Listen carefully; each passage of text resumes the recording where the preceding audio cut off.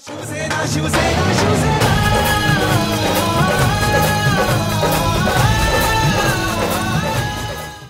मंत्रालयात चौकशी केली, एक रेग ओढलेली नाही. FSI देण्याचा नोटिफिकेशन निघणं, GR निघणं तर खूप लांबचं. आता मी मंत्रालयामध्ये रेव्हेन्यूमध्ये होतो, हाऊसिंगमध्ये होतो, GAD मध्ये होतो, CMच्या ऑफिसमध्ये होतो, सगळीकडे होतो. आणि माझा तसा खूप संपर्क आहे सुदैवाने, कुणाला काही मागत नसल्यामुळे.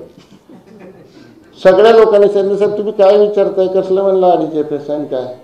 इथल्या काही लोकांचे फोन आले मित्रांचे, साहेब त्यांनी अडीच FSI जरा बघा, अमुक तमुक. विचारलं काही नाही. आणि इकडे तर बोर्ड गल्लोगल्ली बोर्ड लागलेले, जनरल बॉडीमध्ये ठराव झाले. म्हणजे मला हेच कळत नाही की ही लोक जनतेला किती मूर्ख समजतात. या लोकांना अडीच FSI मिळणार होता, 100 फुटाची घरं आहेत, 150 फुटाची घरं आहेत, त्याला मोठी घरं मिळणार होती, त्यांची घरी दिवाळी झाली असेल. CM साहेबांनी मोठं सांगितलं, मी फाईल सही केली, मी फाईल बघितली, म्हणजे आमच्या माणसामार्फत फाईल्सवर सही झालेली नव्हती. म्हणजे मला मुख्यमंत्र्यांकडून हे अपेक्षित नव्हतं, मी त्यांच्याबरोबर काम केलेलं आहे.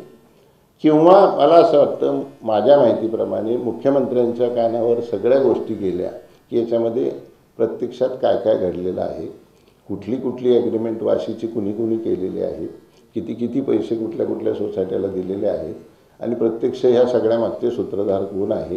आणि ह्या गरीब जनतेसाठी नाही तर विशिष्ट कंपनीसाठी पैसा मिळवण्यासाठी केलेला हा सगळा प्रकार आहे.